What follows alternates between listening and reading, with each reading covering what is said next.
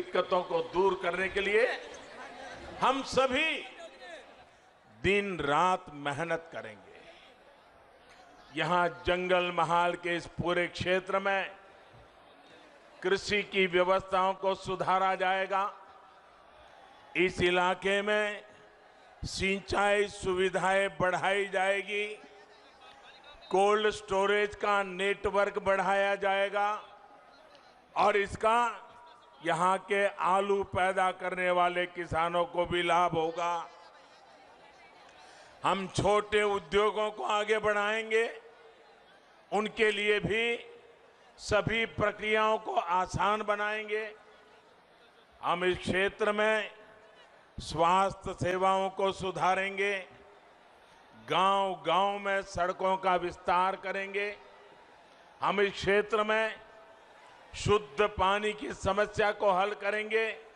हर घर में पाइप से साफ जल पहुंचाएंगे। हम आदिवासी वनवासी संस्कृति की रक्षा के साथ उनकी भाषा, उनके गौरव को एक नई ऊंचाई देने के लिए प्रतिबद्ध है।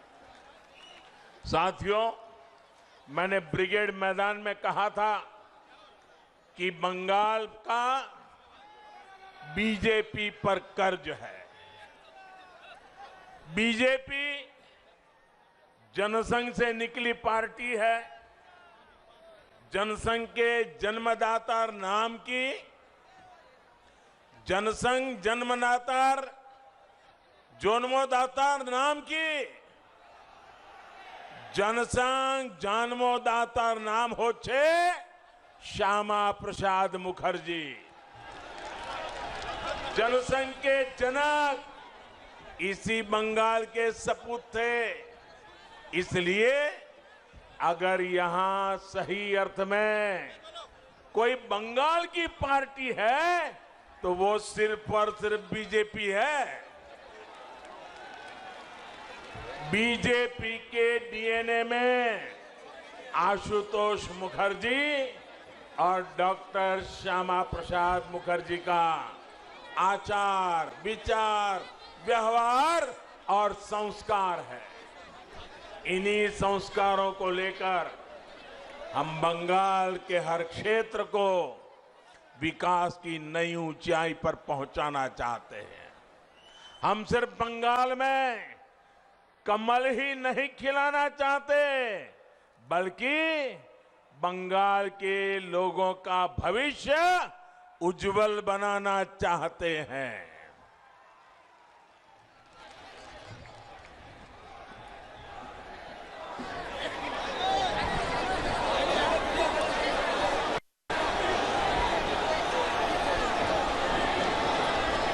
साथियों, जहां-जहां राज्यों में बीजेपी सरकारें हैं, वहां केंद्र और बीजेपी की राज्य सरकार मिलकर के डबल इंजन की ताकत के साथ जनता जनार्दन की सेवा में लगे हुए हैं। आप मुझे बताइए, अगर कहीं कोई गाड़ी, कोई बस कीचड़ में या गड्ढे में फंसी हो, अगर उसको बाहर निकालना हो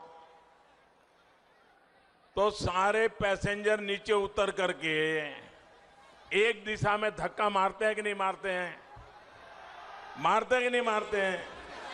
लेकिन आधे पैसेंजर आगे से पीछे की धक्का मारे और आधे पैसेंजर पीछे से आगे धक्का मारे तो कीचड़ से गाड़ी निकलेगी, गड्ढे से गाड़ी निकलेगी।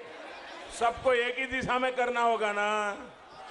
बंगाल में भी दिल्ली की ताकत और बंगाल की ताकत, दोनों इंजन एक दिशा में लगेंगे, तब जाकर के बंगाल ये बर्बादी से बाहर निकलेगा। हम सबका साथ, सबका विकास और सबका विश्वास के मंत्र के साथ काम कर रहे हैं। लेकिन यहाँ पश्चिम बंगाल में दीदी ये दीदी विकास की हर योजना के सामने दीवार बन करके खड़ी हो गई है। आपने दीदी पे भरोसा किया, लेकिन दीदी ने आपको दुर्नीति दी, आपके साथ विश्वासघात किया कि नहीं किया? विश्वासघात किया कि नहीं किया? आपके सपनों को चूर चूर कर दिया कि नहीं कर दिया? 10 साल में बंगाल को बर्बाद किया कि नहीं किया? और अब देखो, आज दीदी 10 औंगीकौर की बात कर रही है। 10 औंगीकौर। अरे दीदी,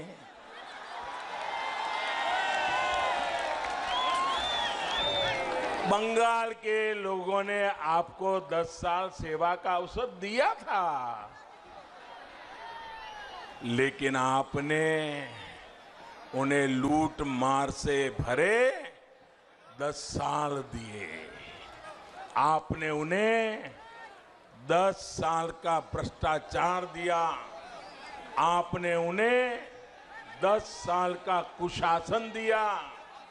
साथियों, आप मुझे बताइए, यहां केंदू पत्ता बेचने के लिए भी कट मनी देना पड़ता है या नहीं देना पड़ता है?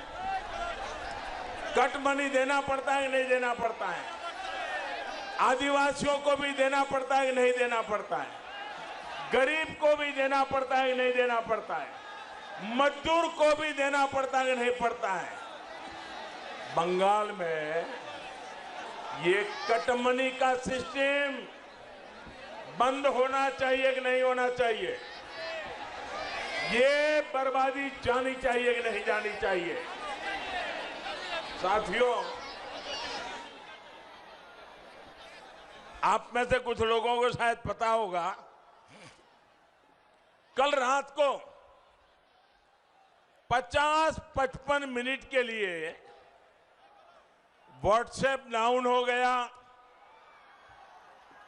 फेसबुक डाउन हो गया, इंस्टाग्राम डाउन हो गया। लोग अधीर हो गए, चिंता में पड़ गए, सबके मन में सवाल खड़े हो गए। 50-55 मिनट के लिए हुआ था, लेकिन सबको हो रहा था क्या हो गया। लेकिन भाइयों बहनों, दुनिया में तो 50-55 मिनट ये सोशल मीडिया की कुछ चीजें डाउन हो गई। यहां बंगाल में तो 50-55 साल से विकास ही डाउन हो गया है, विश्वास ही डाउन हो गया है, सपने ही डाउन हो गए हैं, संकल्प भी डाउन हो गए हैं। मैं आपकी अधीरता समझ सकता हूं। भाइयों और बहनों, पहले कांग्रेस, फिर लेफ्ट और अब टीएमसी ने बंगाल के विकास को अवरुद्ध करके रखा है। दीदी का भी ट्रैक रिकॉर्ड दलित, आदिवासी, पिछड़ों का हक छीनना, दलितों का हक छीन लेना, आदिवासियों का हक छीन लेना, पिछड़ों का हक छीन लेना, गरीबों का हक छीन लेना और वोट बैंक की राजनीति के लिए तुष्टीकरण करते रहना, यही इनका खेल चला है। दीदी ने बंगाल के युवाओं के, यहां की युवा पीढ़ी के बहुत कीमती 10 साल छीन लिए हैं। दीदीर पार्टी होच्छे निर्ममतार पाठशाला। दीदीर पाठशालाते सिलेबास होच्छे तोलाबाजी।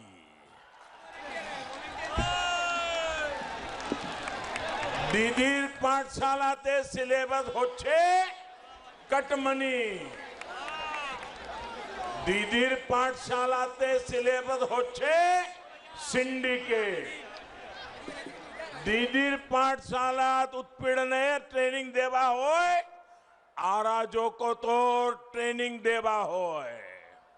साथियों, आज पश्चिम बंगाल में शिक्षा की क्या स्थिति है, एक खड़गपुर के लोग बहुत भली भांति जानते हैं। शिक्षक भर्ती के नाम पर यहां का युवा कोर्ट कचहरी के चक्कर लगाने के लिए मजबूर है। भर्तियों के लिए जो बोर्ड, जो कमीशन बनाए गए, उन्हें भी टीएमसी काडर के हवाले कर दिया गया है। बहनों और भाइयों, शिक्षा को लेकर दीदी और उनकी पार्टी की सोच का एक और उदाहरण आज मैं आपको देता हूं। हमारे देश में 3.5 दशक के बाद, यानी करीब 35 साल के बाद नई राष्ट्रीय शिक्षा नीति लाई गई है। पूरे हिंदुस्तान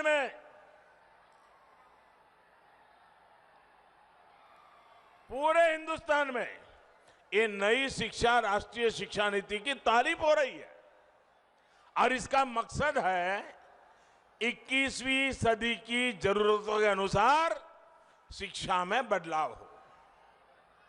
राष्ट्रीय शिक्षा नीति में शिक्षकों की ट्रेनिंग से लेकर स्किल अपग्रेडेशन तक अनेक प्रावधान किए गए हैं और इसकी एक प्रमुख बात है स्थानीय भाषाओं में पढ़ाई पर बल। टेक्निकल एजुकेशन हो, मेडिकल की पढ़ाई हो या फिर प्रोफेशनल कोर्स, इन सब में स्थानीय भाषाओं पर जोर दिया गया है। हम चाहते हैं कि गांव और गरीब का बच्चा और भी आसानी से डॉक्टर, इंजीनियर, मैनेजर, किसी कंपनी का सीईओ बन सके। आप मुझे बताइए भैया, गरीब का बच्चा भी डॉक्टर बनना चाहिए कि नहीं बनना चाहिए? गरीब का बच्चा भी इंजीनियर होना चाहिए कि नहीं होना चाहिए? गरीब की बेटी भी अपने सपने पूरे कर सके, ऐसी व्यवस्था होनी चाहिए कि नहीं होनी चाहिए? लेकिन भाषा के कारण उसके सपने चूर चूर हो जाते हैं। हमने कहा है गरीब का बच्चा भी डॉक्टर बन सके, उसलिए उसकी भाषा में हम पढ़ाएंगे और उसको डॉक्टर बनाएंगे। लेकिन दीदी को तो इसका भी विरोध है। दीदी की सरकार नई राष्ट्रीय शिक्षा नीति को लागू करने में मना कर रही है, आना कर रही है। दीदी को पश्चिम बंगाल के लाखों युवाओं के भविष्य की, उनके कैरियर की कोई चिंता नहीं है। मैं बंगाल के नौजवानों को भरोसा देता हूं। मैं बंगाल की माताओं बहनों को भरोसा देता हूं। मैं बंगाल के दलितों को, बंगाल के आदिवासियों को, बंगाल के पिछड़े लोगों को, बंगाल के गरीब लोगों को आश्वासन देना चाहता हूं। अब दीदी को बंगाल के युवाओं के भविष्य के साथ नहीं खेलने दिया जाएगा। वो कहती रहे खेला होवे,